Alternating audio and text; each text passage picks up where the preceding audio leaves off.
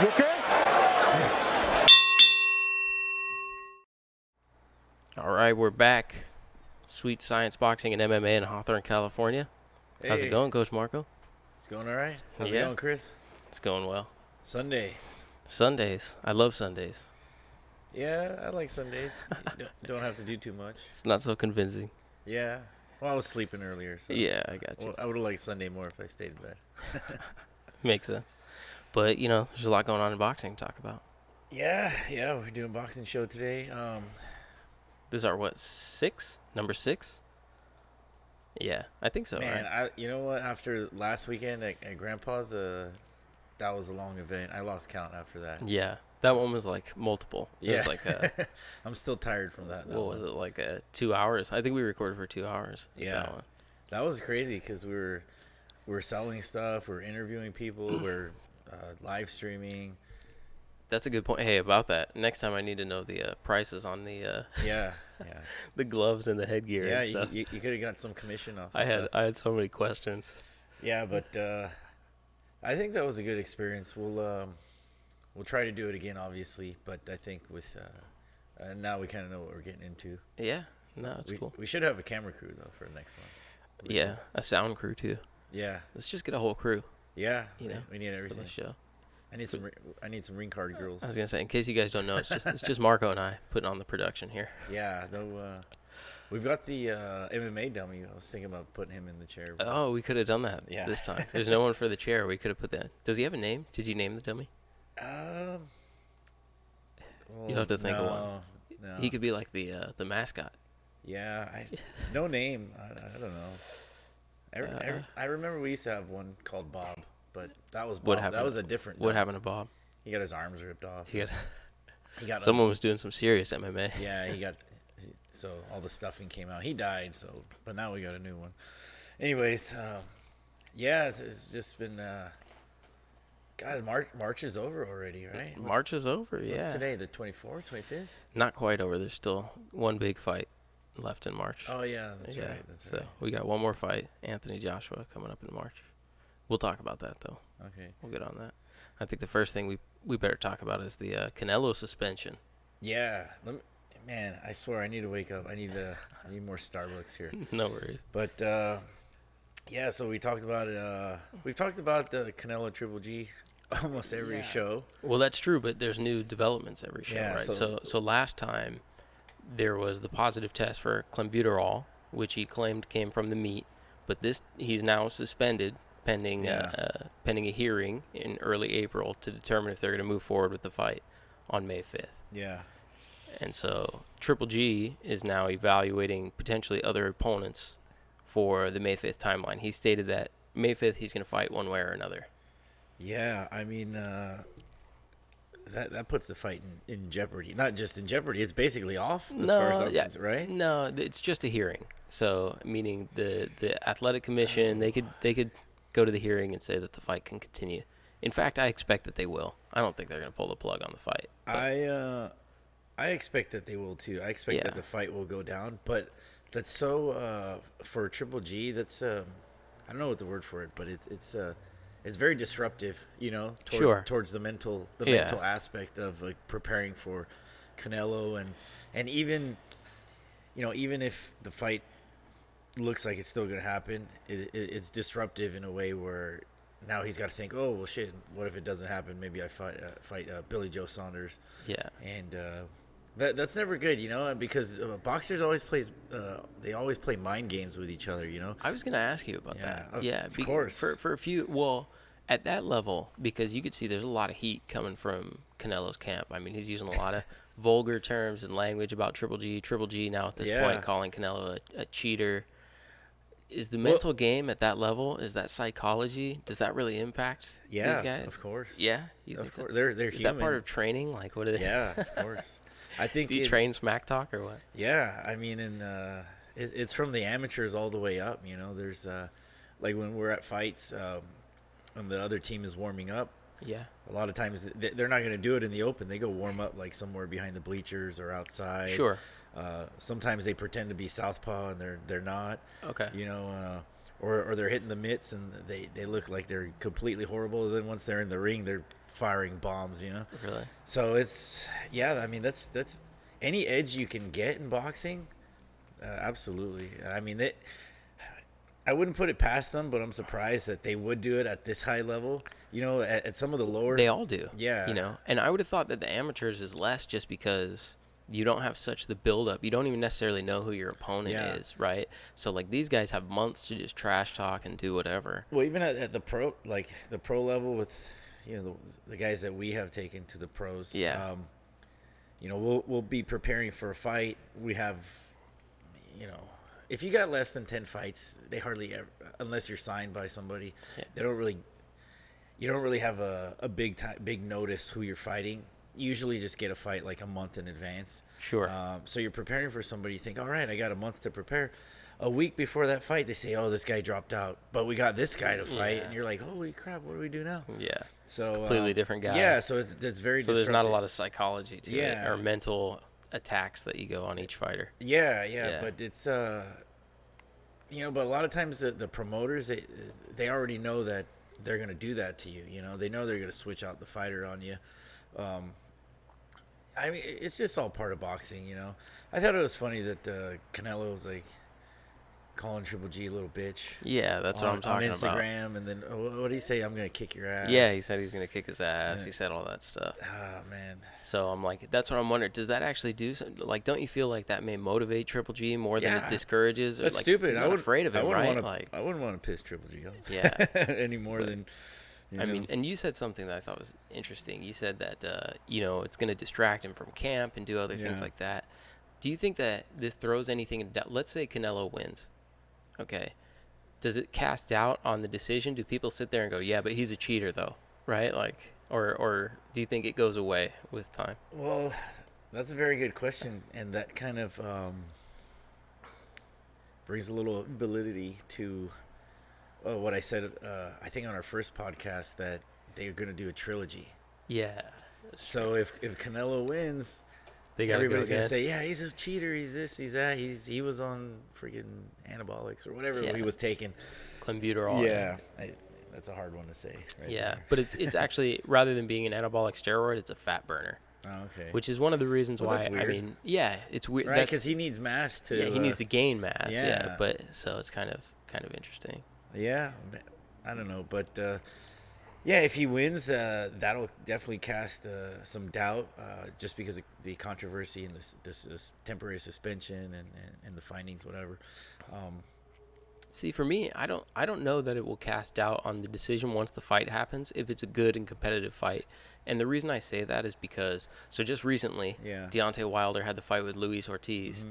Luis Ortiz very easily could have won that fight. I know the judges didn't have him up on the scorecards, but we know he was winning. Oh, yeah. And we also know that Deontay Wilder was really hurt, right? Yeah. And he had tested positive, you know, Ortiz, prior. right? Yeah, Ortiz had tested positive prior to that fight. And I think if he won, we wouldn't be saying like, oh, but he's a cheater. You know, I think because of the competitiveness and how good the fight was, all we'll remember is that it was a great fight. So I think if it's a competitive fight and a good fight, then a lot of that will go away.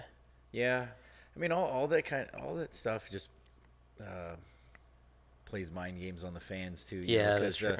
Ortiz, I guess he failed the drug test. So, he did. But he doesn't look like he doesn't have the body of he's not shredded. No, that's true. You know, even if he tested positive, or when he did, or if he was taking it for several fights, or however, he's never looked like somebody that's very defined muscularly. Yeah. So, and I think that makes people forget. Yeah, or not even think about it. People now are like analyzing photos of Canelo and trying to find needle marks. Yeah, he's got like a pimple on his chest. He's taking steroids. Yeah, he's taking steroids.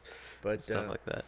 Yeah, I think it'll give the fans, on Triple G side, it'll just give them more fuel to say, hey, he's Canelo's a cheater. He didn't win fair and square.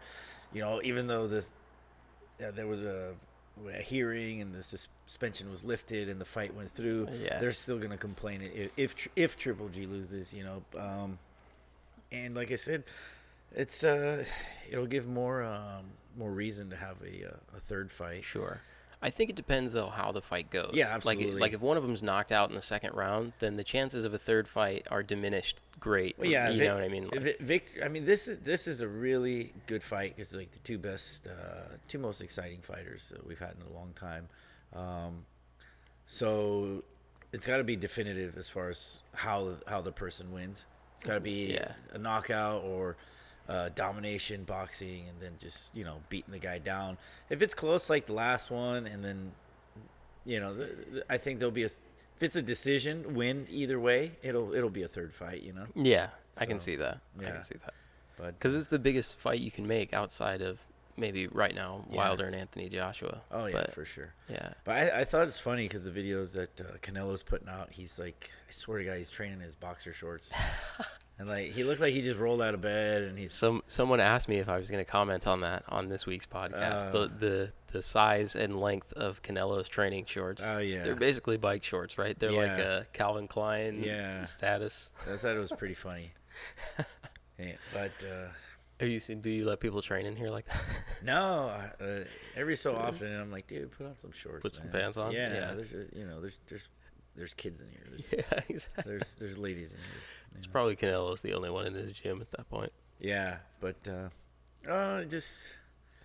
it's good build up for the fight. Sure. It keeps everybody talking. So that brings me back to the psychology of it. Like, what if that's all pre-orchestrated? Yeah. Yeah, I mean, could be. Yeah, exactly. I mean, it could be like it's not above Golden Boy and the commission. I mean, I wouldn't want to say anything about the commission, but these people have money. They know how to promote a fight. They know how to make everybody talk about it. And I think the most important thing about a mega fight is that people in the news, media, the fans are talking about it consistently. Yeah, that's true. You can't have your mega fight, announce it like in January, and then wait for May to come around. That's what I feel about the hand wrap situation, right? So that when they talked about Abel Sanchez a few weeks ago, I think we talked about this briefly, not on the podcast, but before. Yeah. So a few weeks ago, he had said that he had an issue with the way that Canelo Alvarez's hands were wrapped for the first fight. Yeah, what he called stacking, which is they use layers of gauze and tape rather than gauze and then tape strictly on top. And he complained about it, but he really only brought it up in the media within the last few weeks. It wasn't a big deal in the media beforehand, but to the point where they had to have a meeting with the commission to determine whether or not that would be permitted for this fight, because Gennady Golovkin didn't have his hands wrapped, stacked in the same way. So well, it's a little bit of like guerrilla marketing or like guerrilla PR. They're just like, you know what? Instead of putting out press releases, we're just gonna pretend that all this nonsense is going on, and your side will be mad, then our side will be mad, then we'll go back and forth, and we'll do it every 2 weeks. So and I'm telling you, these guys are smart. Oscar's I don't know how smart Oscar is, but pretty sure he's smart enough, and then the people around him are smart enough to say, hey, we made X millions of dollars on the next one, let's see if we can make more. Yeah. And all that stuff helps. Let me ask you something about the hand wraps, though. So as a coach of professionals and of amateurs, you wrap a lot of hands. You do it yourself. Yeah, I've seen you do it. So I think I'm the best hand wrapper out there. Really? You're number one? Yeah, at least in the gym here. In the gym here? Yeah. So how much of a difference does it make? So the commission met with them and said that they are going to allow stacking for both fighters, which means that this time Gennady Golovkin will have his wraps stacked. Is that really going to make a difference in terms of power, or how does it change the dynamic of the fight, or does it at all? Is it just media hype? It'd be hard to put a quantifiable number, like, it makes the wraps like 10% harder, 20% harder. Yeah, but does it make them harder at all? It does, absolutely. Okay. Yeah, like a noticeable difference, you think? Yeah. Oh, okay. In the amateurs, you can't. What I do is, when you're wrapping the hands, you do the wrist, and then you do the knuckle. You make a knuckle pad that goes on top of the knuckles. Then you put that's made out of gauze. Yeah, and rolled, right? Yeah. Like you just wrap it around your hand, then you put on the knuckle. Then you keep wrapping the gauze, and then the final layer is the tape. Yeah. Okay, and if you have experience and you do it right, you can make that knuckle pad pretty firm. Okay. Pretty firm, and it's nice. You want it to feel like a cast. Okay. But it's if you put tape over that knuckle pad, holy shit, it makes it really hard. It makes that knuckle really hard. It does give that solid cast feel. But that's not actually. They don't allow you to put They tape don't. over the knuckle No, area. they don't allow you Yeah. in the pros or the amateurs. Yeah. The amateurs, you can get away with it because nobody's watching you. Not saying that you do that. Of I've course. never done it. You've never done that. Maybe. But nobody watches you wrap the hands. Nobody watches me wrap the hands. In the pros, you got an official watching you. Yeah, and he signs off. Yeah, on it, right? and they're on it. Dude. They're on it. But I kind of pride myself in being able to do the hand wraps without stacking, without putting tape on the knuckle pad. Yeah. And then still making it like rock solid. I had an official compliment me on the wraps the other day, and I didn't use tape. I didn't stack them. Yeah.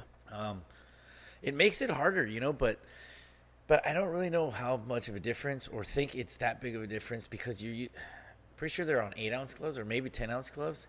Either way, that's, and those gloves, the way the foam is distributed, the cushion on the gloves, a good wrapped hand without stacking and a small glove, and those guys hit really hard. Yeah. I mean, it's not gonna make that much of a difference. Fair enough. I know you wrapped a lot, so I was curious to get your opinion on that. But I don't know. It does. Because some people, here's why I That's a ask. tough Some one. people make it sound like, oh, Triple G's hands are going to be stack wrapped this time. It's going to come out and be instant KO status. You know what I mean? So I'm curious. Like, does Let's it really? see what happens. Yeah, that would be cool. Well, if somebody gets KO'd now, I mean, it's all better for the fan, if somebody gets knocked out. But that's difficult to say. What's crazy in boxing, with the impact of the punch. There's been so many instances and different methods that have gone noticed, unnoticed, where trainers are, they're either stacking the wraps, they're pulling foam from the glove. Oh yeah. They're putting, I guess, plaster. Yeah. Right. Have you ever watched that Assault in the Ring? Yeah. Louis Risto. If guys, if you're listening and you haven't watched Assault in the Ring, which is about Louis Risto and Panama Lewis. Yeah. Man, watch that documentary. It's crazy. Oh, the guy's face was The guy destroyed. basically pulls all the padding out of his glove and annihilates another fighter, and it's I can't believe he's not in It was jail. like a sad documentary. It's really right? well, yeah. Because the guy, it's terribly sad. His whole life afterwards was. The guy who lost was undefeated at the time. His life spiraled out of control, and he died in a car crash. Yeah. The other guy obviously lost his career, and for 30 years denied knowing that he didn't have padding in his gloves. Right. Yeah. So if you guys haven't experienced it, if there's no pads in your gloves. Yeah. Oh yeah. Well,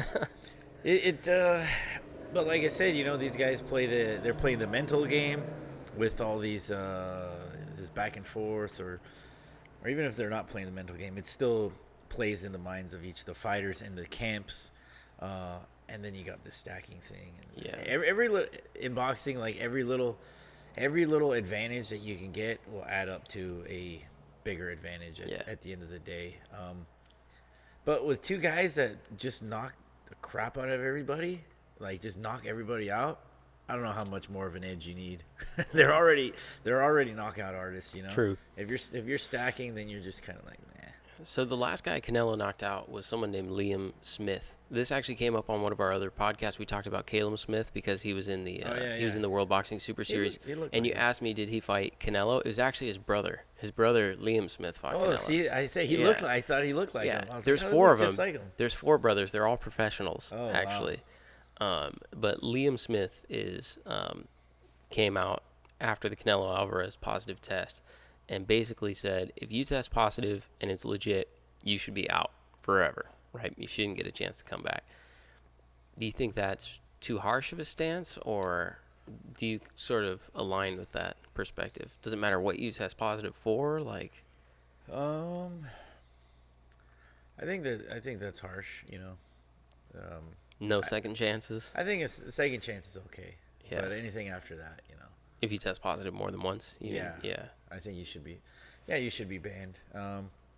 But then again, I wouldn't have an issue with anybody being banned off being popped the first time, you know. Yeah. Because it's depending on what the violation was, maybe. Yeah, but it's risky. You're you know, boxing's a different sport from anything else. Where yes, you score points, but your points are doing physical damage to another person. For sure. And that physical damage accumulates to, like, you know, knocking someone out unconscious. Yeah. And people have died. So absolutely, and that really is something for, like, the commissions across the world and across the country to think about, if they really care about the safety of their fighters. But, you know, that's like another whole social aspect is like, what's more important, life or money? Yeah. You know, and I think, like, with boxing, money is the most important thing. So I would hate to have a fighter lose because somebody else was juicing, but sure. There's also probably a lot of resentment from Liam Smith. I mean, the only loss on his record is a knockout loss to Canelo Alvarez. You know, and he's sort of gone on record since and said, "Don't judge me by that loss." He's going to fight Saddam Ali, the guy who beat Miguel Cotto, for the WBO 154-pound belt. Yeah. Coming up in May, I think, May the 12th. So some of it, I'm sure, is just, you know, he lost to Canelo, and so you'd like to think he's a cheater. Yeah, of course. Well, you know, if one person's doing it, then everybody should do it. But if people aren't allowed to do it, then nobody should do it. Yeah, I would say ban them, but imagine how many people he'd ban. Yeah. I mean, it would kind of, I don't want to say ruin the sport, but it would definitely break some people's hearts. They'd be like, "Oh, my favorite fighter is." Yeah, I mean, think of the sport without Canelo Alvarez, without Luis Ortiz, just because they tested positive for. Yeah, exactly. You know, that's what I say. Like, second chance is all right, but you know what's crazy about that is, like, Shane Mosley. He admitted that he was on steroids for both the De La Hoya fights. Oh, really? Yeah, which kind of sucks because he had Oscar's number. Yeah, those were great. I don't know if you ever saw those fights, especially the first one. Yeah, it was very back and forth, a lot of exchanges with the multiple punch combinations, but Mosley always won on the exchange. He always came out 1 or 2 punches at the end, and he was able to edge out Oscar, like, just by a little bit. But you think, damn, he was on steroids, and he admitted it. I don't know if Oscar was. He never really looked. You know, he never had that physical definition either. Sure. And then Fernando Vargas, he admitted he was on steroids when he fought Oscar as well. Yeah. You know, so, you know, I guess these substances, they've been around for a long time. Yeah. You know, it's just people find new and clever ways, different substances, different ways to pass tests and everything. Yeah, they're gonna cheat. You know, it's kind of like the weed law in California. Like, everybody smokes, might as well just make it legal, and they did. Not everybody, but a lot of people smoke. It depends on what you're saying you can make legal. Yeah. Like some things, like what Canelo tested positive for. Like I said, it's a substance that allows you to burn fat without burning muscle. Yeah. It's a little bit different than a steroid. Yeah, like an anabolic steroid, which is what, like, Tyson Fury tested positive for. Yeah. Well, I was telling somebody, I was like, doesn't Canelo have his own farm or, like, his own ranch? Was it one of his cows? Like, I don't know. But I think I've seen pictures where he's, like, on his farm in Mexico. But yeah, and a lot of people are like, man, he's, like, super rich. He should have a nutritionist and this and that. And maybe he did have a nutritionist. I'm kind of in that camp. I think someone with his wealth and his status in the sport should have the resources to make sure that you're on top of your game in this sense, like in terms of nutrition and things like that. Yeah, I think there's going to be some punishment for it. He's going to get some kind of fine. There's probably going to be a purse. Yeah, you think that's what I was thinking too. Yeah, they'll have the hearing. There will be a fine. He'll have to give up some of his purse. To Triple G. And then they'll still have the fight, and we'll forget all about this. Oh, once for sure. Especially if it's a close competitive fight. That's right. If it's a competitive fight, we'll like, forget about it. What clenbuterol are you talking about? Yeah, exactly. You got it. There you go. Yeah, that's a tough one. Think about that. In the meantime, though, as I mentioned, Triple G evaluating other opponents. He will fight regardless of the status of Canelo Alvarez on May the 5th. So Billy Joe Saunders, who had to postpone a fight with Martin Murray due to a hand injury, they were supposed to fight on April 14th.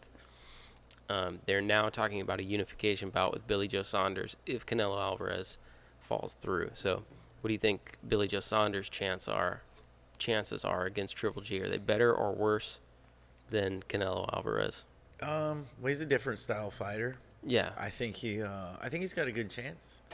I think, if he stays on his bicycle like he did with Lemieux, but I mean, man. He embarrassed Lemieux. Yeah. that was crazy. Yeah. I mean, they're not quite the same. Yeah, same caliber Lemieux, fighter. Yeah, Lemieux's no Triple G. Yeah. He's a super poor man's version of Triple G. Yeah. Maybe he didn't even get hit by David Lemieux though.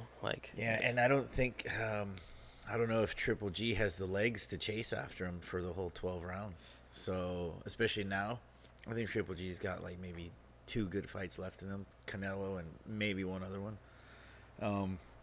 I think Saunders, and he's on the rise. I think he can give him some problems. Yeah. I think he can outbox him for sure. Yeah. I was hoping to see Saunders and Dane Jacobs. Yeah, that would be interesting too. I don't really want to see Martin Murray. Yeah. I've seen him, but he doesn't. He's a good fighter.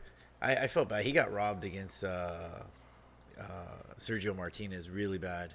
Danny Jacobs? No, Martin Murray. Oh, Martin Murray. But he's I don't know. He's too straight up, and then he doesn't cut the ring off too much, and he just, I don't know. He's a good strong fighter, but Yeah. I don't know that he can keep up with like Billy Joe Saunders and Danny Jacobs either. I think Triple G would have between the two fighters, because you can assume that one of them at some point would want to have a unification bout with Billy Joe Saunders, either Canelo or Triple G. I actually think Triple G would have a harder time with Billy Joe Saunders than Canelo would with Billy Joe Saunders. Well, I think so because Canelo was giving Triple G problems in the first 2-3 rounds, and Saunders would probably rattle off 2-3 punches and move, but he'd be more consistent about it, I think. Probably. So, yeah, I think that'd be. I think he could beat him actually, and not be. I don't think that he's like he has more power. He would just use the right tactic to beat him. He would just hit and run. Yeah, that's basically what he did against David Lemieux. Yeah, so exactly. He's an interesting character, the Saunders guy. Yeah. He talks a lot of crap to every fighter. I think there was one where, he fight Willie Monroe. I think he fought Monroe, right? And he has a kid. Saunders has a son, and it was at the weigh-in, and Saunders' kid like walked up to Monroe and punched him in the nuts. Yeah. He's like, that's right. Yeah. And then he's always like posting stuff on Twitter, like calling everybody a little bitch or like other stuff than that, I get the impression that that's some of that's a cultural, like Tyson Fury does the same thing. Is he a gypsy traveler too? Yeah. Oh, okay. Yeah. All right. They both are. We need some of them gypsy travelers here in the States. I wonder if we got any of those here. But yeah, those guys are crazy, man. They like to fight, and they're good at they're pretty entertaining with the smack talk. No, yeah, they're totally entertaining. I think Tyson Fury comes up on every episode of this podcast because of how entertaining he is. Yeah.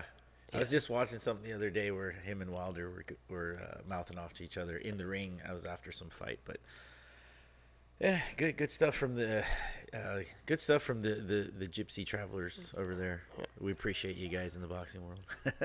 So, speaking of Deontay Wilder, so did you see the knockout by Dillian White last night? Yeah, that was vicious, man. Well, I said earlier, the guy looked like Apollo Creed in Rocky IV when he hit the ground. He looked dead. He did. He didn't move. It was actually like, I've never seen, they had something like 6 people just immediately upon contact enter the ring, they're giving him oxygen. Yeah.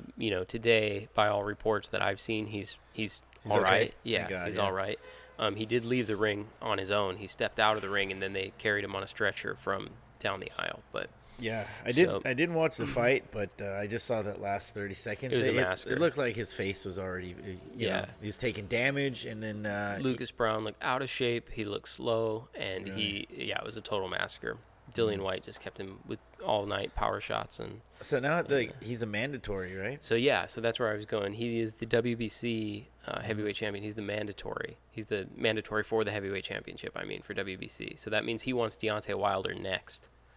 And Dillian White has called himself sort of the true rival of Anthony Joshua.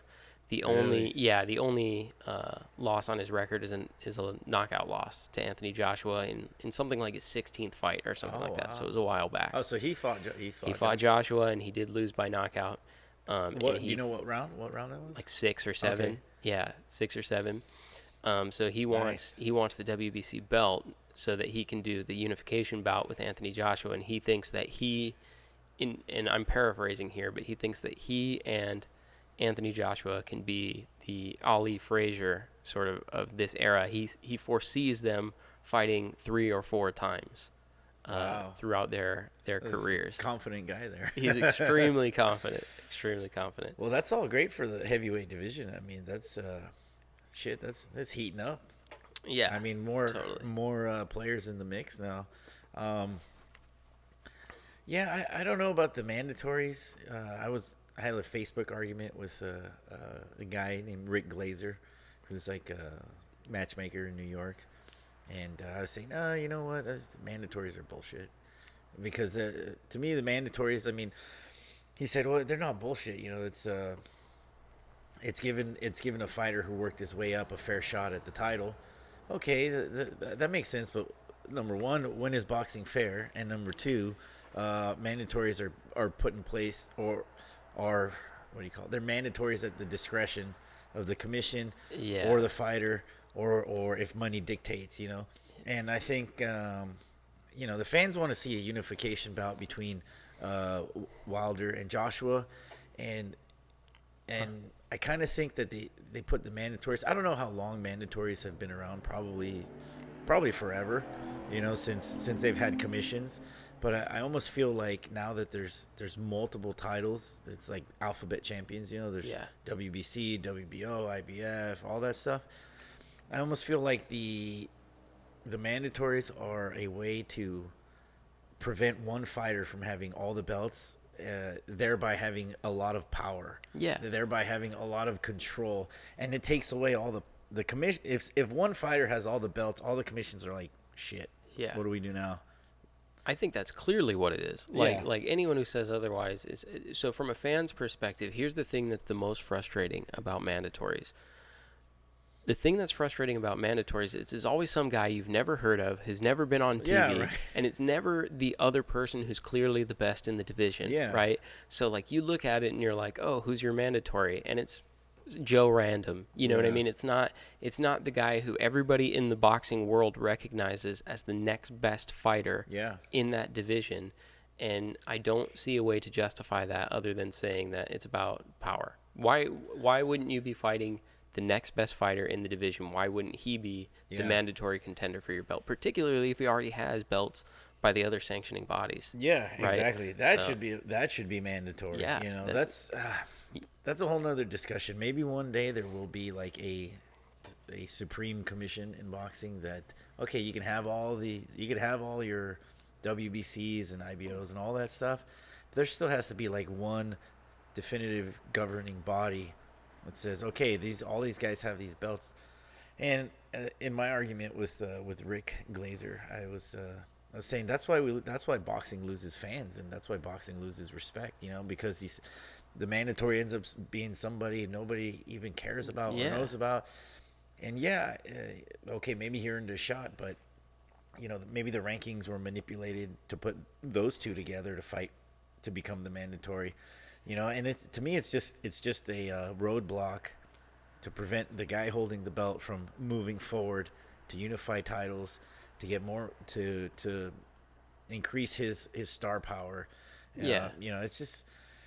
If you think that mandatories are about anything more than power, go look up how Sergio Martinez lost his belt before he fought Julio Cesar Chavez Jr. and tell me that mandatories about.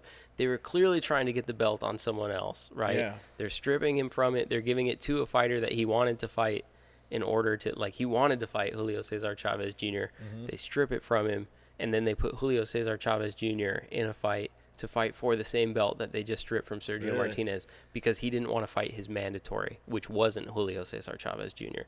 Like, That's stupid. It's clearly, there's so many cases where you see people, dropping belts and doing things like that to fight better fighters. Deontay Wilder and pays mandatories to step down. Yeah, exactly. And when does anybody get punished for that? Or do they get punished? No, or no, they don't care. It's the sanctioning body. Like I said, it's at their discretion. Like they'll turn a blind eye when it's beneficial or when it's not for whatever reason. It's like, okay, this is the mandatory. They'll enforce it when it's to their end, to their benefit, and they'll not enforce it when it's to their benefit. It's stupid. This is a boxing podcast. We do talk about MMA. Yeah. But this is why MMA. This is why UFC runs the MMA world, because they sort of the one recognized champion, exactly, the real authority. And they do it right. As far as is when the fighters like ascend. They go up and they beat one guy, then they move up. They beat another guy, then they move up, and then eventually they fight the champion. And if they lose, they drop back down. Yeah. Then in boxing, if somebody loses or if somebody's not getting the recognition, they're like, fuck it, we're gonna go fight for the WBA instead of WBC, or we're not ranked number one in this one, let's go talk to the IBF. It's stupid. And did you see anyways did you see Lennox Lewis light up Showtime this week? No, what did he do? So Lennox Lewis, he just kind of went on a rant about the fact that Showtime keeps saying that potentially Deontay Wilder and Anthony Joshua will be fighting for the undisputed heavyweight championship, and that the last time there was an undisputed heavyweight champion was Mike Tyson. And Showtime has said that over and over, sort of repeatedly in this build-up to the fight. And Lennox Lewis They're not recognizing him, huh? Yeah, so Lennox Lewis feels as though he and Buster Douglas and a number of other people have been the undisputed champion, and he had a pretty long rant explaining why that's the case. But the gist of it is, in his day, the WBO belt did not matter, and it was not prestigious or coveted, and that he beat people who dropped that belt intentionally just so that they could fight him. And that it didn't become recognized until in the early 2004, 2005 era, so that he is, in fact, was an undisputed champion. So was Buster Douglas, and I think Evander Holyfield. Oh, hell yeah. So, yeah, he's got a legitimate gripe there, He's really upset about it. Yeah, dude, Lennox is an all-time great. Yeah. He went so far as to say that he could have picked up the WBO strap off of John Ruiz anytime he wanted to. Yeah. Yeah, it's true. That's what I'm saying. Like a commission forms, and then they name a champion, and here you go. Here's a champion. But yeah, he's right. It's because if they name the guy who's already champion, then there's no big fight to make. You know what I mean, right? So they have to name somebody who's not a champion. Well, yeah. That way they can make the big fight between sanctioning bodies. Well, yeah. There's a sanction fee. Like, it's crazy when you're putting on a pro fight, because I've helped to put on pro fights and even some belt fights. It costs money to put on the fights. Sure. You got to pay the commission who's officiating over everything. And if there's a championship fight, here's the thing: if there's a championship fight, you pay that organization, the WBC, you pay them a sanctioning fee, so they can have their belt on the line. However, the officiating fees go up because it's a championship fight. Now it's not just a regular fight, it's a championship fight. So instead of paying your official like $1,000 per event, now you're paying them $2,000 or per bout. So it's all just the money grab. And people get mad at again, MMA, people get mad at Dana White because I know those guys take a beating and they should be making more money. Everybody should be making more money in the whole world. Yeah. But man, he's done a great job of keeping that shit under control, where basically they don't turn it into a mafia. Yeah.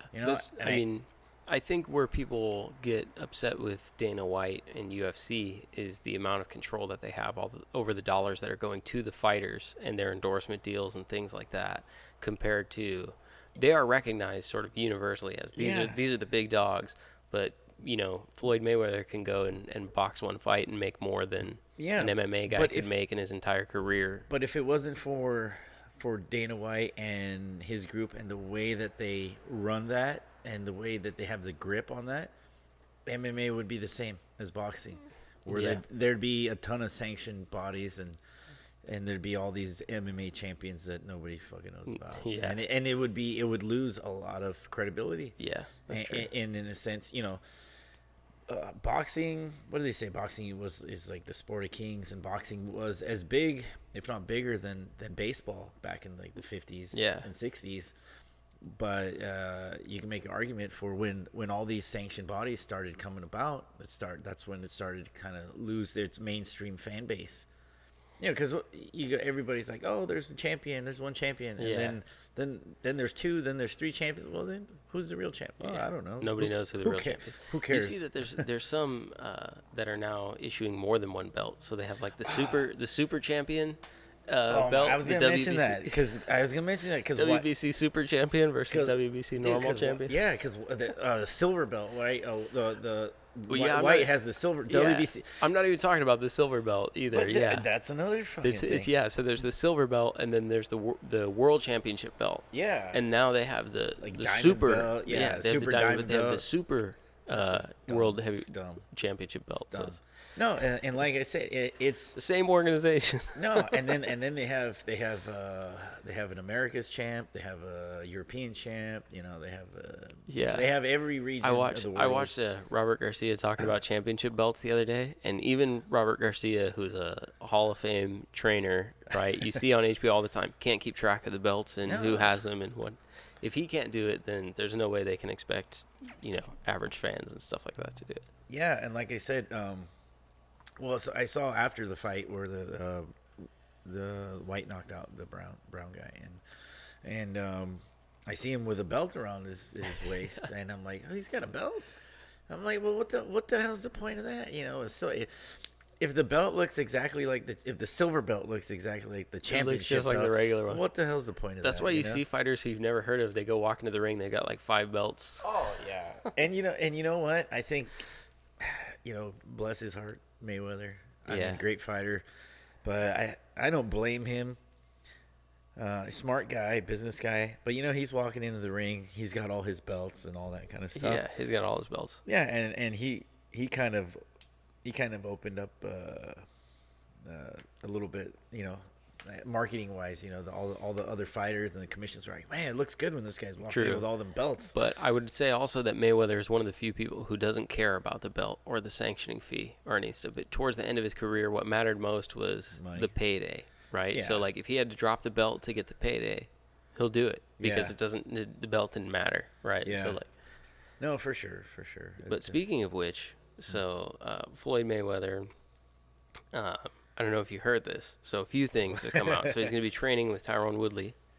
Oh yeah. In MMA. I read something. So he said this week in a video, you can find it on YouTube. He said that his wrestling game right now is about a 7 out of 10. Yeah, he's giving it like point scores. Right? Yeah, so he said his hand game is 100. Of course, right? it's like 150. It's up there. So he said his wrestling game is 7 out of 10, and his kicking game is only 4 out of 10. So he's going to train with Tyron Woodley. Tyron Woodley was on TMZ, I think, yesterday, and said that they're going to start sort of strategizing about a training approach next week. He's going to train with Tyron Woodley for 6 to 8 months, and then enter the Octagon UFC. Okay, well, I would say he's another smart move. He's training with the right guy. Okay, fair enough. Because Woodley, people get mad at him because he moves a lot. Sometimes he doesn't engage, but when he's in there with a dangerous striker, he's smart about it. You know? He's really smart about it. He's almost like a Mayweather of MMA. Okay. I think if you watch the last 3 or 4 of his fights, fans were booing because he wasn't engaging. But he's winning. But he won. Okay. So, So he's really smart about it. So he is training with the right guy. However, to say that your wrestling is like a 7 out of whatever, or you give him 7 out of 10 on his wrestling game. Mayweather could not out-wrestle a 105-pound high school state champion wrestler. Um, and there's a lot of, just like boxing, there's a lot of nuances to every martial arts or every fighting sport. Sure. Wrestling, kickboxing, Muay Thai. Um, Muay Thai, you got it right. yeah, I know. Sorry about it. It takes years to really learn those. It's got to be second nature, and you're not gonna do that in a month, 6 months. I was gonna say, what? 10 So months. what can you pick up in 6 months, 8 months? Is it enough to beat Defense. anybody? The I think what his main strategy should be is defense, defending takedowns, defending kicks, so that he can create opportunities for his hands. Okay. So basically, spend 6 to 8 months practicing not getting taken down, Yeah. not getting kicked in the face, Yeah. not necessarily practicing wrestling holds and, Yeah, and submissions. absolutely. Yeah. Defense on those, because he's not going to submit anybody. Yeah. He doesn't know how to probably control his energy for when if he grabs somebody, he's not going to know when to put pressure, how to put pressure. Sure. He might gas out real quick trying to choke somebody out, and then tire his arms out, and then he can't throw anymore. Yeah. Or and if he kicks somebody, with those guys that kick bags and Muay Thai, their shins, they build up, like they kill the nerves on their shins. People know this about in fighting. They kill the nerves. They roll, like they get a piece of wood and they roll it on their shins. Yeah. So that their shins are numb. They don't feel any pain. As soon as Mayweather kicks somebody, he's gonna go ow, and he's gonna run. He's gonna be like ow, ow. And what I keep thinking is, he's got skinny little boxer legs. He's got skinny. He can run for sure. He's got skinny little boxer legs. Like, look at Anderson Silva. That guy can kick. He kicked somebody and his leg wrapped around the guy. Yeah, I saw that. Yeah, and that was gnarly. That's not worth Mayweather to risk that. So honestly, I think he's got to focus on defense. And Woodley's really good at using the octagon, and because he fought was he like Wonder Boy, I think's his name. Okay. And that guy was knocking everybody out. He has a very awkward style. Everybody was thinking, oh, how's Woodley going to deal with Wonder Boys? Like, and that guy comes from a kickboxing Muay Thai background. How's he going to deal with that? Well, he just didn't engage too much. He stayed on the outside. He worked his angles a little bit, and then he went for takedowns here and there. At the end of the fight, he wore the guy down and he got him. But an off decision too. So Mayweather's just going to have to run. And Mayweather's going to do what Mayweather does, which is run. And then, well, think about this. What is he known for in boxing? Defense. Okay. Yeah. Defense. So I think I'm right. He has to play to his strong side. And it's like, he's not going to choke anybody out. He's not going to kick somebody in the head and knock him out. Defense makes people make mistakes. Yeah. And then you can capitalize. And then he can throw his hands. So let me ask you this. With all the attention that's going on to it, the videos he's been posting, the fact that he and Tyron Woodley have agreed that they're going to train together, is it going to happen? Are we going to see Floyd Mayweather within the next 2 years, because he says he needs 6 to 8 months? Are we going to see him fight in UFC or in an octagon or in MMA? You know what? I've never been a big fan of Mayweather. I know. I want to ask you about that, but first, but if he does, I'll be a fan. He'll earn your vote. Yeah, you can't help to say, like, holy shit, this guy's awesome, dude. He's like, I'm gonna do MMA, and yeah, I think that's a warrior right there. Yeah, man. I think now it's too late to back out. Yeah, you have to do something with it. Even if you're not fighting Conor McGregor, like you fight somebody. Yeah, right? I think he has to do it now. He's been saying it, and Mayweather, if he smells money, he's going for it. Yeah, I think it's the price tag, right? Yeah. Meaning, why do it if you can make just as much boxing? So we know that he can make a couple $100 million in a boxing match. So why go to MMA for a couple $100 million? At this point, I feel like it's got to have a price tag of something like $500 million or more. He will definitely. You know what I mean? He'll make $500 million. Yeah, easy. It's got to be $500 million or more, because otherwise, why would it be worth it? Yeah. You could just go and box somebody. So at the lower level MMA, like amateur MMA, I've been to a lot of shows where, yeah, some of the guys can kick and they can wrestle, but if they can't box, they won't even get close to you. And if you can box, a couple punches to the face, it's over. And you have a chance, right? Yeah. You look at like Cody Garbrandt and then T.J. Dillashaw. Dillashaw was training with Lomachenko, yeah. Not too long ago. And then you look at guys like what's his name, Chuck Liddell. Yeah. Strikers. Exactly. Yeah. And very successful Hall of Fame fighters. But Cody, he's a Golden Glove champion. He's not a world champion boxer, and he was just smoking everybody. I was gonna say, Mayweather's definitely a better striker than any of those people. Exactly. By far. So on that, like, if you have a video game and then you've got your, how it's got the points on like striking, kicking, all that kind of stuff. His boxing's like, it's not even like, it's off the chart. Will he show up in the next UFC video game? No. Maybe. That's the thing. I think that's the one of the things that was most obvious about the McGregor-Mayweather fight, just a few rounds in, is that what everyone thought was McGregor's biggest advantage was probably his size, his power, his left hand, things like that. It is extremely evident when you watch that fight. I encourage everyone to go back and look.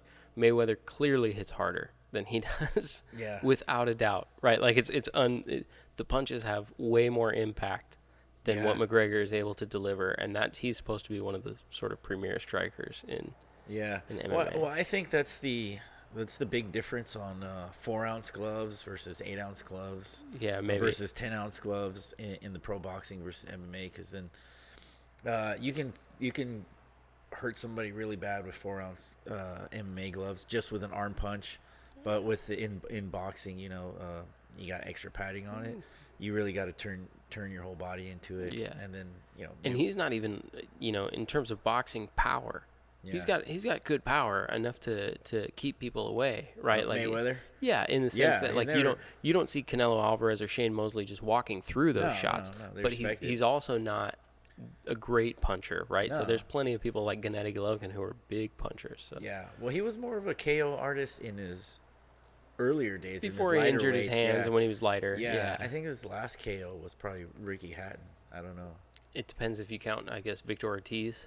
No, I don't count that. No, I don't. No way I would count that. But you're right. So, man, he TKO'd Conor McGregor.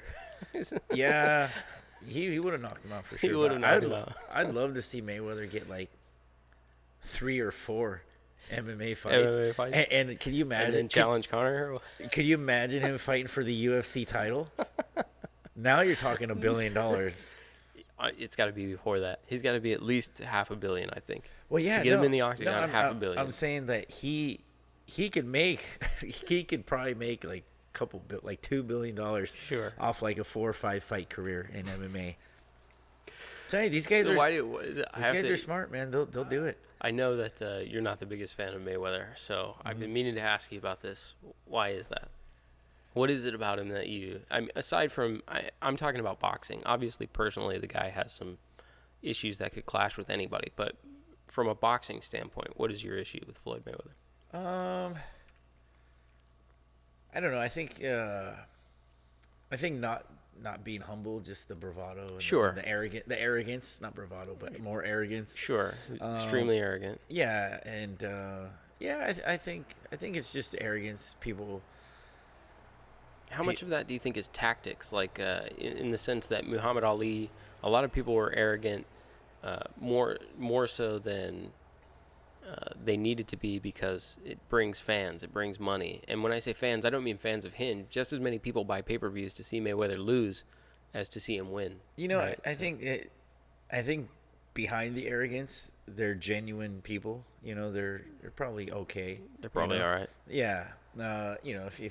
If you're their friends, or if you're their friend or family, and if you're in good standing with them, I'm pretty sure they're straight up.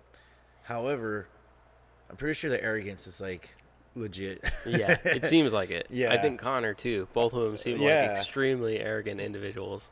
Why wouldn't it be? Why wouldn't you be uber confident and extremely arrogant in that type of sport, because it's like you got to talk yourself up, and then you got to believe it. You got to talk the hype and then back it up. And then when you back it up, you're just like, oh, that's right, I am the shit, That's fair. I think in a combat sport in particular, Yeah, you of have to be course. confident. You can never go into any fight thinking that you can't win. You know what I Yeah, mean? You definitely need to have the attitude of thinking that somebody said that on Friday. I was hanging out with some people, and they said, why would you fight if you didn't think you were the best, or if you True. didn't think? Yeah. I mean, because if you got any kind of doubt, you're gonna get hurt. Yeah. You got to go in there thinking, "There's no way this guy can beat me. I'm the best." True. If there's always there's maybe nervousness, because you ask the question all the time. Like Every time. do you Every get time. nervous? Yeah. And everybody says, "Of course I get nervous." Some people said they don't. Well, they don't. Yeah. Some people say they do. Some people say they don't. But I mean, maybe that's because they haven't been challenged by their equal. They haven't met their equal foe. But you got to get nervous. But I think that's just the challenge that you're like, hey, all right, I'm going to face somebody that could beat me, or they think they can beat me, but I'm going to show them that they can't. And yeah, that's the thing with Mayweather is his arrogance, and then I don't really like the how he just throws money around and like everything's like, look at me, I have a $1 billion, which is cool to enjoy the good life, but I don't think it's good to rub it in people's faces. He still does that even now. Oh yeah. Like if you see on Facebook and stuff, he posts pictures of him in his kitchen and is like, "This is my kitchen. It's bigger than your house." Yeah, that's not cool. Because those are So I could say, like I said, from a personality perspective or personal issues aside, it's more like. But from a boxing standpoint, technically. Oh, technically, I think he's awesome though. Yeah, it's like sometimes it's incredible to see. That's why I would appreciate him doing MMA and being successful at it, because I think it's just a whole nother aspect to his athleticism. And then what's great is like every couple of years you get these athletes like Michael Jordan, Kobe Bryant, and Floyd Mayweather, Muhammad Ali, all these kind of guys, and it's nice to be witness to the greatness. That's true. So I think I agree. I mean, technically the guys, I'll tell you one thing, for a long time, for the very same reason, I was not a fan of Floyd Mayweather. So I did not like him. I didn't like him when he was fighting Oscar. I didn't like that. I think what changed my mind about actually appreciating the craft that he displays was my favorite fighter for a number of years was Juan Manuel Marquez. Oh yeah, I love that guy. And so I still think tremendous fighter, and I think if you get an opportunity to go and just watch some highlights and stuff of Juan Manuel Marquez, he's my favorite technician. Oh my God, yeah. Right? He's really smart in the ring. So he was my favorite fighter for a number of years. Floyd Mayweather came off of like a 2-year layoff to fight Juan Manuel Marquez, and I remember thinking, I didn't like that fight. I remember thinking that was such a mistake. Juan Manuel Marquez is totally gonna eat this guy alive, and he embarrassed Juan Manuel Marquez. Picked them apart. Oh my God! But I will say there was a substantial size difference. There in was that fight. and Marquez was coming up, and it was his clearly his first time up at that weight. But Mayweather was coming off of a 2-year layoff, fighting Juan Manuel Marquez. But you know what?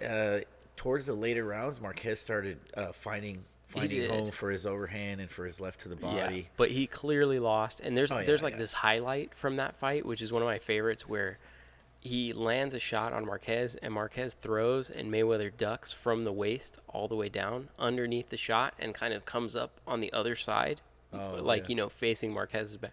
And after I saw that, I was like, well, shit, I have to respect some of that right there. That was crazy. Yeah, so and Marquez has been one of the more technically sound, and very experienced, very knowledgeable boxers in the last 10 years. Yeah, I would say, really strategic. He was one of my favorite guys to watch for sure. Really strategic in the way he fights. But yeah, the other thing that I think why I like Mayweather now is, part of the MMA thing is it's challenging himself. Sure.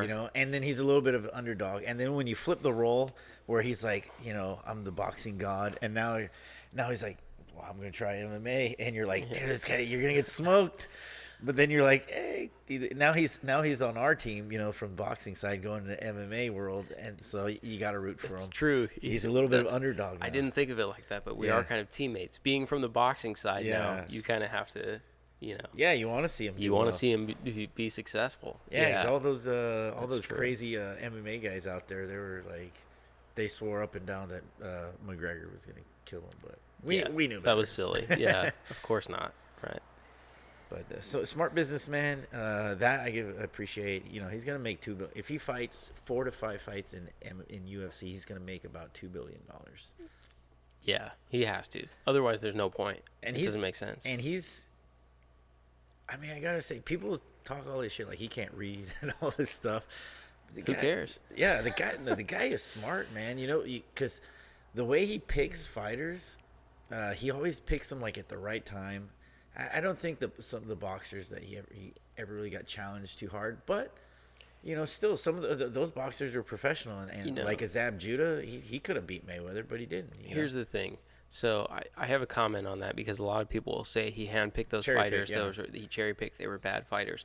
A lot of the fighters who people use to discredit Mayweather's record, okay, they were actually at the height of their career. Yeah. They only came down afterwards. So I'll give you an example. Ricky Hatton was an undefeated world champion when he fought Floyd Mayweather. Shane Mosley, who was now people look back and go, Shane Mosley was over the hill. Okay, yeah, that's what you say now. At the time, Shane Mosley was ranked number 3 pound for pound in the world, right? Yeah. So he was ranked. It went Pacquiao, Mayweather, Shane Mosley, and he was coming off of a fight with Margarito, which was sort of one of the career-defining victories for Shane Mosley. So now we look at it and we say, oh, Shane Mosley was over the hill. He was old.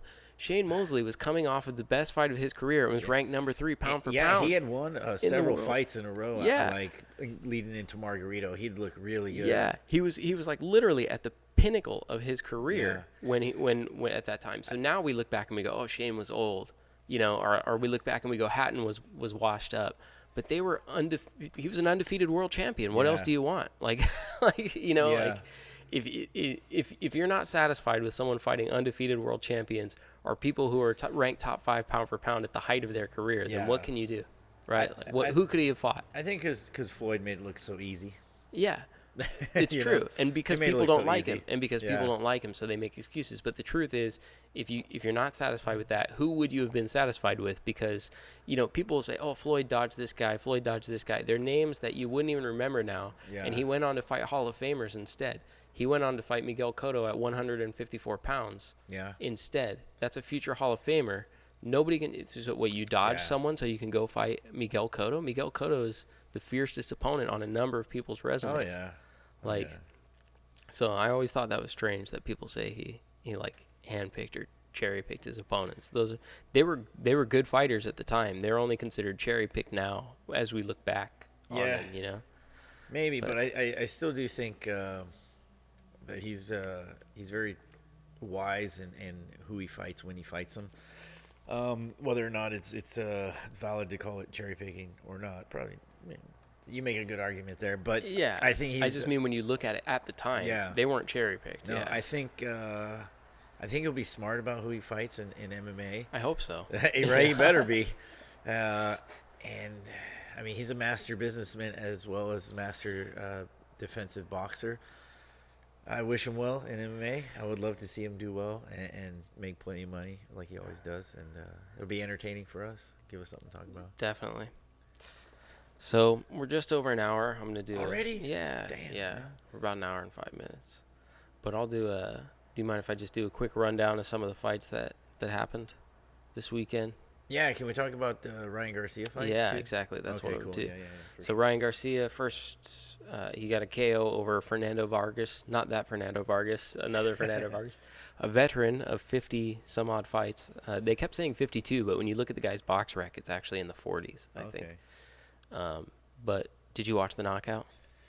I watched the fight. It was like... Oh, you did? Yeah. It was like only 2 minutes. It was, yeah. He knocked him out like... With 1 minute left. He did. Hometown guy. Yeah, hometown guy. Hometown guy. He's been in the gym here once, and I've met him several times. And I seen him box as a kid. I think maybe it was like 13 or 14 when I've seen him box. Oh, really? Yeah, he's only 19 now. Yeah, he looks super young. Yeah, he looks super young. And after the fight, this guy Rick Glazer, like I said, dude, I got this Rick Glazer, man, we're coming. Yeah, we're coming for you. No, we got to get him on here too. He's got a pretty good following on his Facebook, and like I said, he's a pretty well-known matchmaker from New York. But he had some pretty harsh words to say about Ryan after the fight, saying like he's just saying he had this post. Man, he has a lot of followers on his Facebook, so he just talks boxing all the time, Rick Glazer. Sure. So he's like, yeah, this Ryan Garcia kid thinks he can fight. Oscar thinks he can fight, but you know, when he finally does face somebody that's good, we're gonna find out, or he's gonna find out that he really can't fight. That's true of any fighter. Yeah, right. But that's when you find out. my whole thing is the kid's only 19. He's got fast hands. He's got a lot going for him. He's been calling Gervonta Davis out for the last 2 months, I think, and everybody's saying Tank is just gonna steamroll him, right? Yeah. But I don't think they'll fight this year or next year. Yeah, he's young. Yeah, he's so young, dude. The kid's got a bright future with that type of speed. You know, boxing is such where you're always learning. Even the most veteran fighter is still learning. So I think he's got a bright future, and he's like 15-0 maybe. That fight. You know, so I don't see him getting tested until he's about 22-0, maybe 24-0. So yeah, let me comment on that. I think that's a really weird thing for someone to say. Here's why: anybody who's like 15-0, we know that all those fights were actually from journeymen and people who don't have winning records and things like that, right? That's just how fighters get built up. No fighter is tested, until they're somewhere in the vicinity 15 to 20-0, right? Yeah. And when they're really tested, and the way that they get tested early on is by fighters who have experience, not necessarily winning records, but guys who have a lot of fights, right? Yeah. So when you take someone and you're like, oh, he's 13-0, he's 14-0, and we're going to put him in against a guy who's had 50 fights, even though that guy may not have a winning record, or he may be, a winning record that's not so great, that is someone who has seen 50 different professional fighters and has 50 different looks at it. That's how you build a fighter up. Of course, we don't know what he's made of yet. You find out gradually as you go along. But he dismantled someone who has 50-something fights. So it's kind of like, give the guy some credit. That's how all fighters are built up. All fighters get built up that way. Yeah, that's exactly how I feel about it too. And I kind of thought that was a little bit shoddy from Rick Glazer. Saying that I don't know Rick Glazer or follow him on Facebook, but saying that we won't know about him until, of course not. You don't. Yeah, what'll happen is eventually they'll put him in against another guy who's either undefeated or a titleist, or has an actual winning record, like maybe only has 1 or 2 losses, and that's when you'll start to see that. Well, I know we don't have a guest today, but I did. We should have had Rick Glazer. Yeah, well, I did. We might if he ever comes to LA. But I did call. I can't remember his last name. He goes by Roger. His first name. That's Ryan's manager. Oh, okay. And we're trying to get him. I was trying to get him to come in today. If he doesn't, he should come in the next week or two. Maybe next 2 weeks, 3 weeks. That'd be cool. Yeah, so we'll have Ryan Garcia's manager in here. We'll talk to him about what it takes to build up a elite world class fighter, and what his point of view is on that. Either he'll come in or we'll go to Legends Boxing and do a live podcast over there with because you got a lot of good fighters over there too. So I think the kid's got a bright future, and maybe I'm a little biased because he comes from our LBC, He was groomed here. He was groomed like we said, he's a hometown. Yeah, he's a hometown guy. I want to see him. Is he from Victorville? Victorville, yeah. Victorville. And his dad was his dad and mom were referees, officials in amateur boxing. So, God bless them. Only the best for them. It's life changing. Totally. If the guy gets on a world class level, he's making that kind. It's life changing. Yeah. If he can show the boxing, dude, the guy's a total package when you look at him. Yeah. Right. He's a young looking guy, clean cut dude. Like he's like he's kind of like the mold of Canelo Alvarez, the mold of Oscar De La Hoya. You know what I mean? He looks like Oscar a little bit from his younger days. Yeah. Like so, I think there's definitely a lot of star potential if he can continue to mount victories. Well, boxing can always use more stars. Yeah, for sure. More the better. Why not? Yeah. I also watched the Golden Boy card, Alejandro Santiago versus Jose Martinez. It was just a 10-round fight, a rematch between guys that had an 8-round fight a while back. I thought it was interesting. I want to mention it because we actually talked something about this. So it ended up being a split draw. Mm-hmm. The reason that they rematched is because their first fight was a controversial draw, where everyone thought that Alejandro Santiago won, who was ringside and reporting. But Jose Martinez is the undefeated prospect, the 21-0 guy. Mm-hmm. So they rematched, and the same thing happened. I saw it. I personally thought that Alejandro Santiago won. I think most people watching, Bernard Hopkins, I know at ringside, thought that he won. But Jose Martinez got the split draw, and he is the attraction. So we talked about judges and scoring on one of our podcasts. And we talked about sort of hometown favoritism. Yeah. So some of that home cooking. We also talked about bias. We talked about corruption. My thought is, in these instances, I guess my question is this: is it intentional, or do you mean it's like an internal bias, like they know this is the hometown guy, so they favor him, or is it?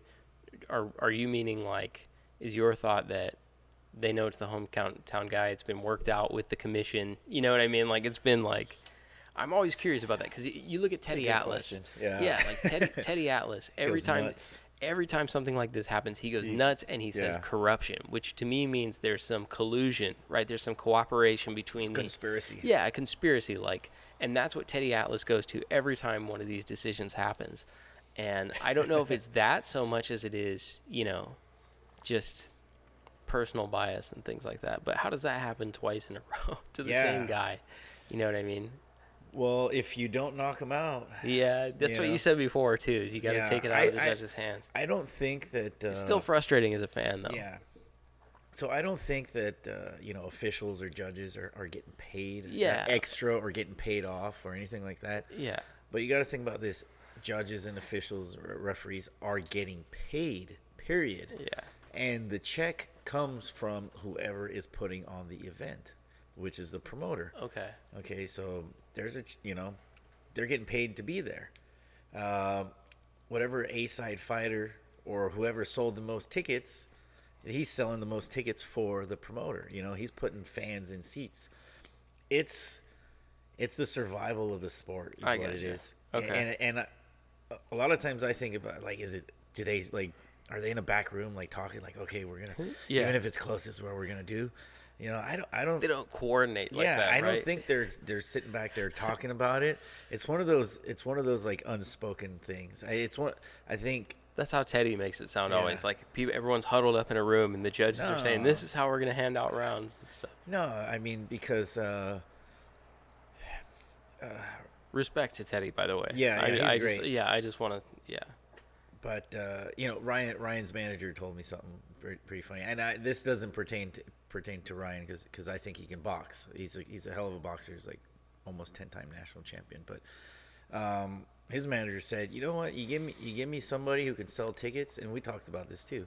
You give me somebody who can sell tickets, and I'll make an undefeated fighter." Yep.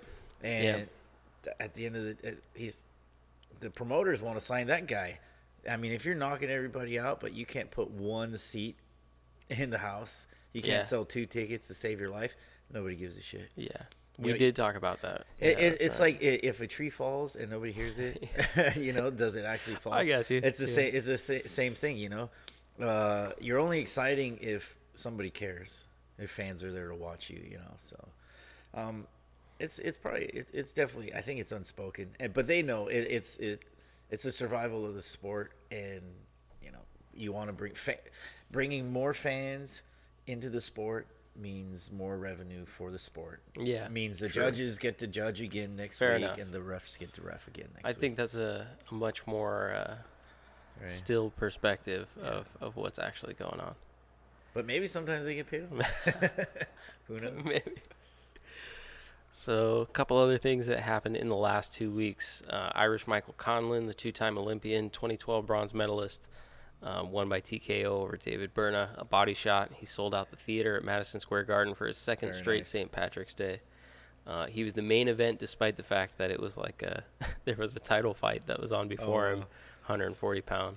What was the record of the guy he fought?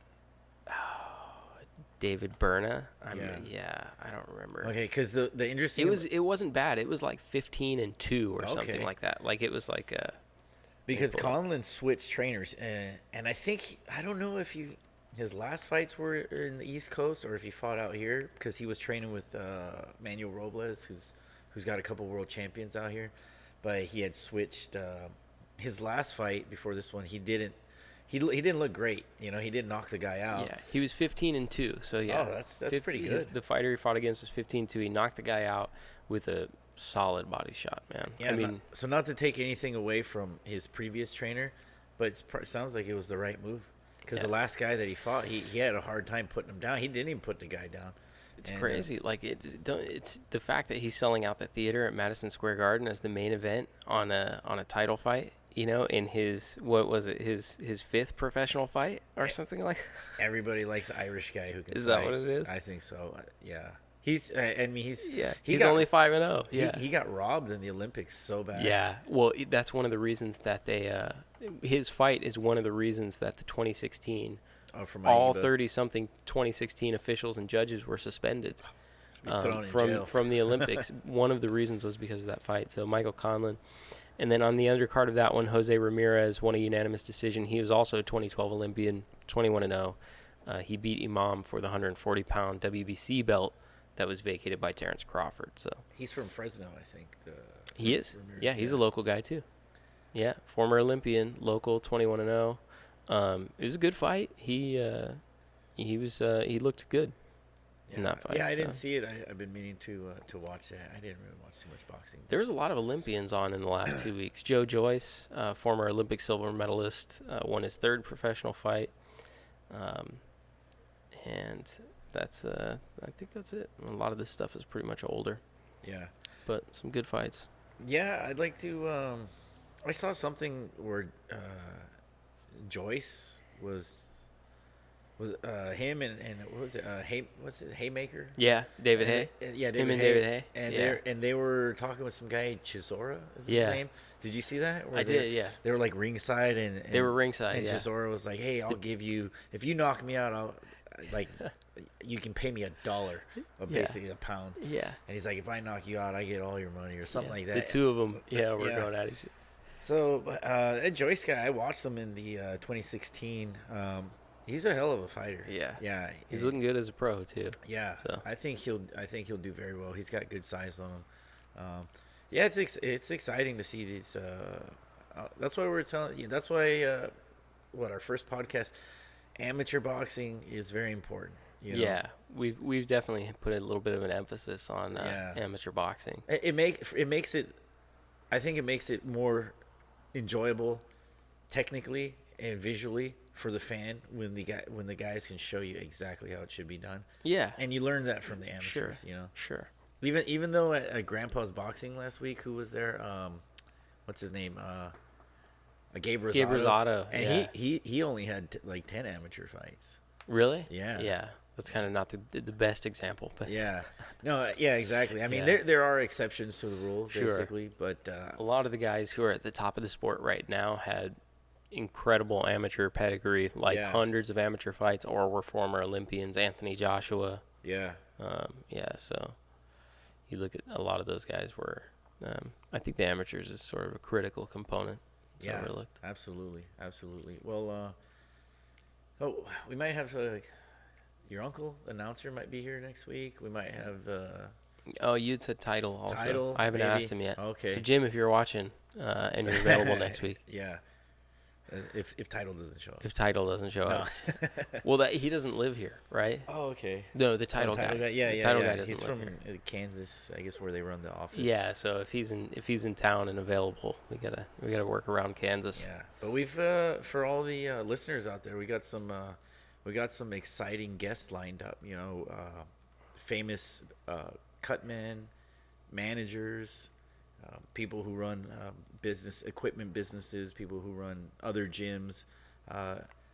What's his name? McGregor said, I am boxing, right? Is that what he said? Yeah, He said, I am boxing. Something like that. Yeah, well, no, this show is boxing right here. For sure. And we're bringing on the people that make boxing what it is. That's at least my goal, is to, show the people who are behind the scenes but who dedicate their lives to some of the boxing. real world. Yeah, exactly. Yeah. Exactly. So we'll have some really good guests for people coming out. And we'll have some good fights to talk about coming up. So March 31st, Joshua Parker. Yeah. Of course, we'll see who takes that away, because that'll transform the heavyweight division if Parker can actually do something. Yeah. Same date, Josh Kelly versus Carlos Molina. Have you seen Josh Kelly at all? He hasn't had many fights. You should after this, we should pull him up on YouTube. Okay. Interesting cat to watch. And then in April, Arizlandi Lara versus Hurd for the 154-pound unification bout. Yeah. When is the guy who beat Pacquiao fighting? Jeff Horn? Yeah.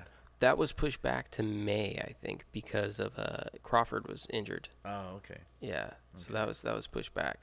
So in April, though, Adrian Broner and Jesse Vargas, Clarissa Shields, and Carl Frampton, Nonito Donaire, all those happen later in April. And then in May, obviously May 5th, whoever Gennady Golovkin's going to fight, probably Canelo. Okay.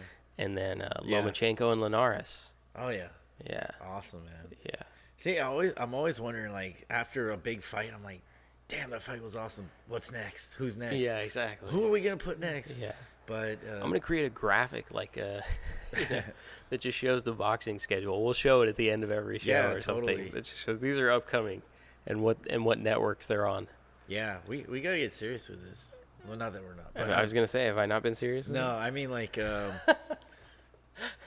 no, I think we can, we need to go ringside on the next fight. That's local, big one. A big local fight. As long as they have Wi-Fi.